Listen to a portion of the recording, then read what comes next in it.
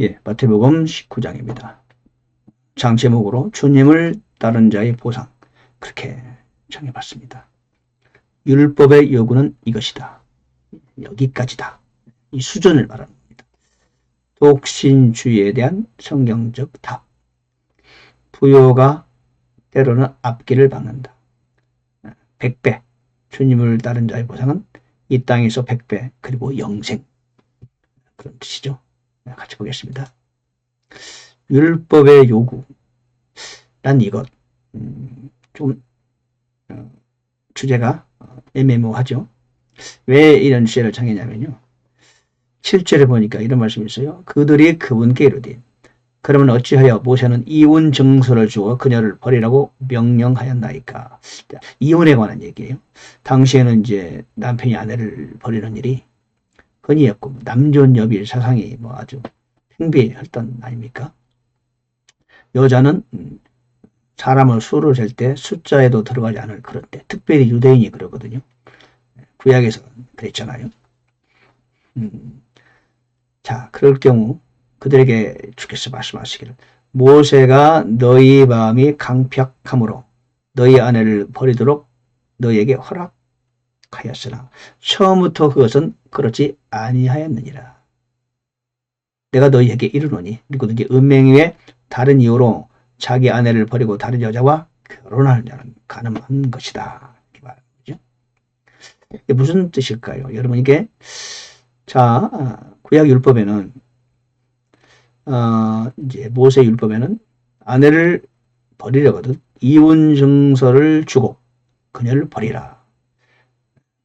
그래야 이제 그녀가 이혼 증서를 가지고 가서 또 생활할 수도 있고, 아, 저 사람 남편이 없구나, 증명이 됐구나, 이혼했다는 게. 그래서 새로운 삶을 살아라, 그런 뜻이거든요. 근데 주님 말씀하세요. 그게 한 이유는 너희 마음이 강팍함으로 너희 아내를 버리도록 허락한 것이다. 이게 무슨 뜻입니까? 예, 너희들이 그 수준이 그러기 때문에 수준에 맞춰서 법을 정한 거예요. 그런 뜻이죠. 모세의 법은 당시에 너희들이 강팍한 상대였기 때문에 그렇게 율례를 정해준 거라. 본래는 그게 아니다. 음행한 이유 없이 아내를 버리는 것은 안 된다. 이렇게 말하는 겁니다. 그러면 율법에는 왜 뭐죠? 안 지켜도 되나요? 여러분, 이해해야 되는 답이 있어요. 마태복음 5장, 6장, 7장을 보면은 너희는 원수를 대적하고 이웃을 사랑하라는 말을 너희에게 들었으나 나는 너희에게 이르노니 너희 원수를 사랑하라. 그리고 왼편을 때리는 자에게 오른편도 돌려대라. 오리를 가고자 하거든 심리를 가라. 겉옷을 가지고자 하는 자에게 속옷까지 줘라. 그런 말씀이 있잖아요. 이게 무슨 말씀이냐? 구약에서 이런 말씀도 있죠. 너는 간음하지 말라. 그런 말씀이 율법에 있지만 나는 너희에게 이르노니 육체적인 간음이 마음으로도 간음하는 것도 이미 간음이다. 그렇게 말씀하시는 거죠. 그러니까 구약의 율법은 결국은 보다 최소한의 법이다. 최소한 사람이 지켜야 하는 아주 미니멈 선의 법이다 하는 것을 우리에게 말씀해 주고 있는 거죠. 그러니까 천년 왕국에 들어가서 가시적인 그 하늘의 왕국, 천국이 그들에게 임했을 때 그때는 그렇게 하면 안 된다는 거죠. 다른 사람에게 라가라 하는 자는 감옥에 들어간다. 라가는 바보란 뜻이거든요. 그리고 재물을 드리다가 원망될 만한 있는 줄 생각나거든 재물을 앞에 두고 가서 형제가 화해하고 드리라. 그게 뭡니까? 그들이 가야 할 천국의 법이에요. 천국의 법. 그러니까 구약의 율법에서 요구하는 그런 법을 뛰어넘는 새로운 한 차원 높은 수준이 다른 새로운 차원의 세계고 새로운 차원의 요청이 있는 법이라는 뜻입니다. 그렇지 않으면 그 나라에 들어갈 수 없다는 겁니다.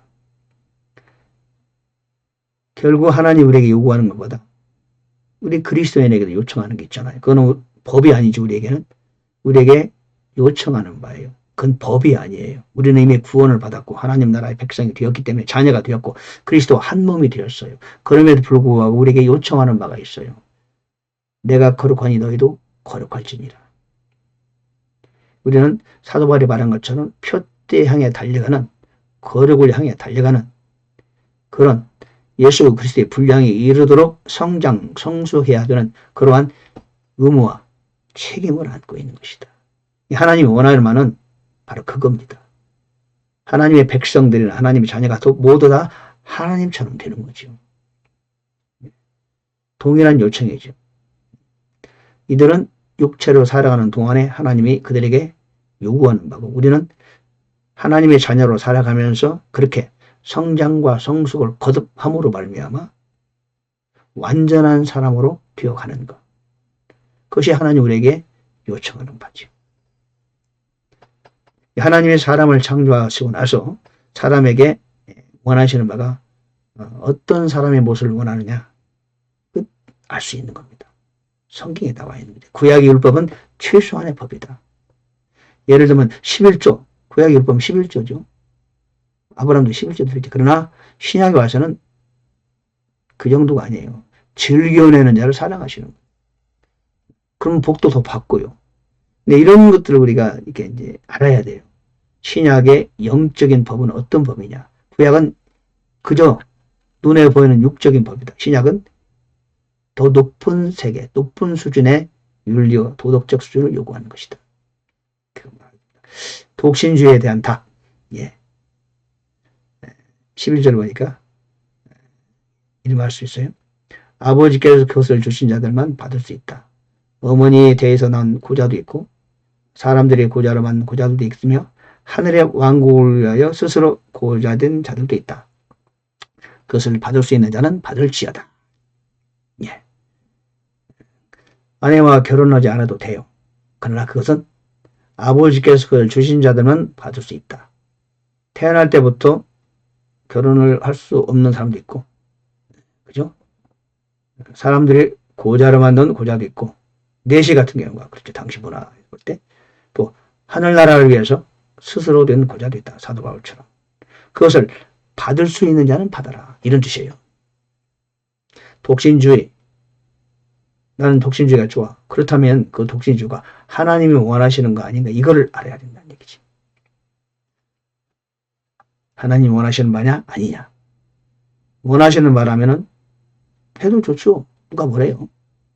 그렇죠. 그냥 독신주의를 추구하면서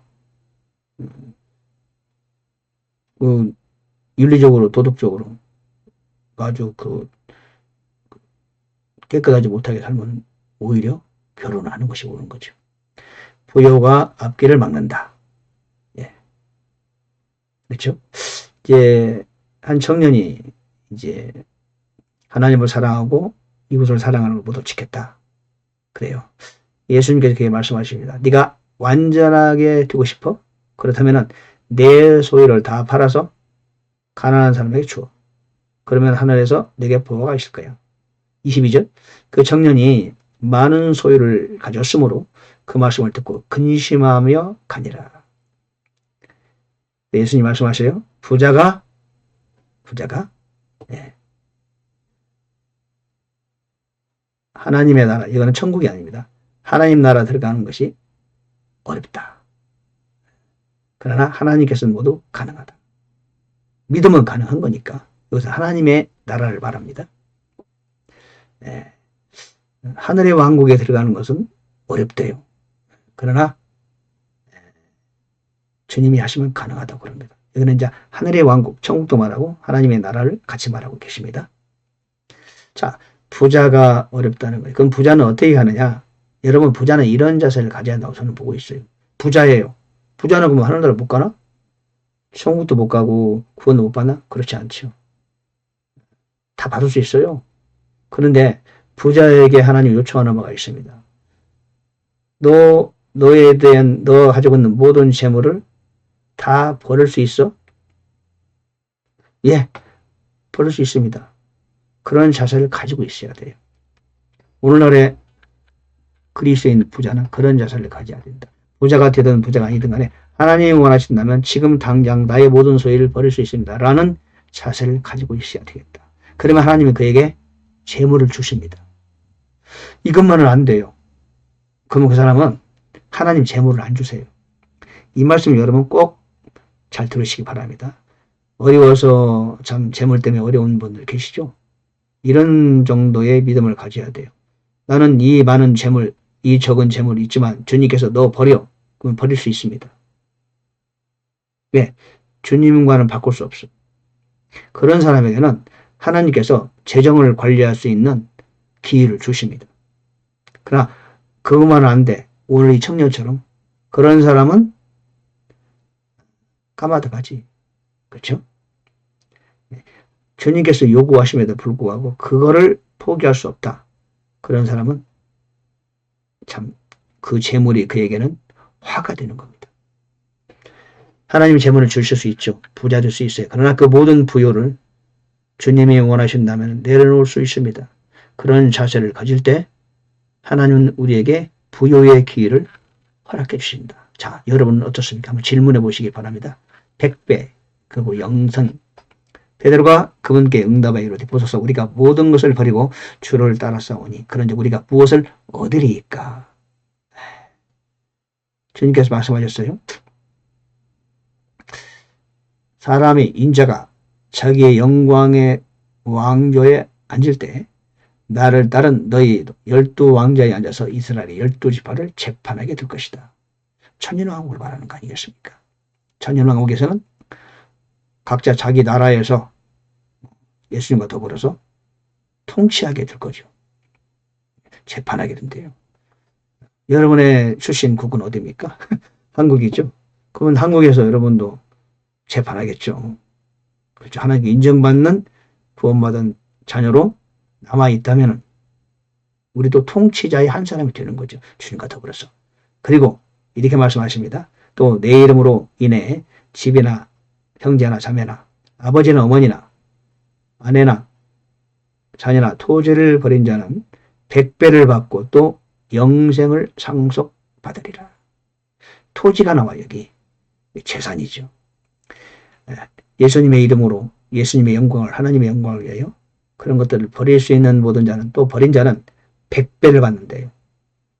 100배. 30배, 60배, 100배. 10불에는 비유하시죠. 그리고 영생을 상속받는다. 그러나 30절입니다.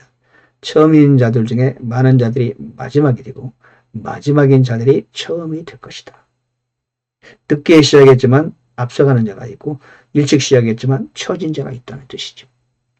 우리 인생에서 먼저 시작, 늦게 시작은 중요하지 않은 것 같아요.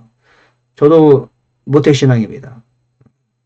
그러나 그게 중요한 것 같지 않아요. 얼마나 마음을 다해서 주님을 따르는가. 그게 더 훨씬 중요한 거죠. 자, 마태복음 19장. 주님을 따른 자의 보상. 이 땅에서 100배나 받고 영생을 받는답니다.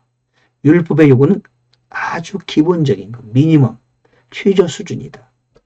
오늘날 우리는 하나님께서 더 높은 수준을 요구하십니다.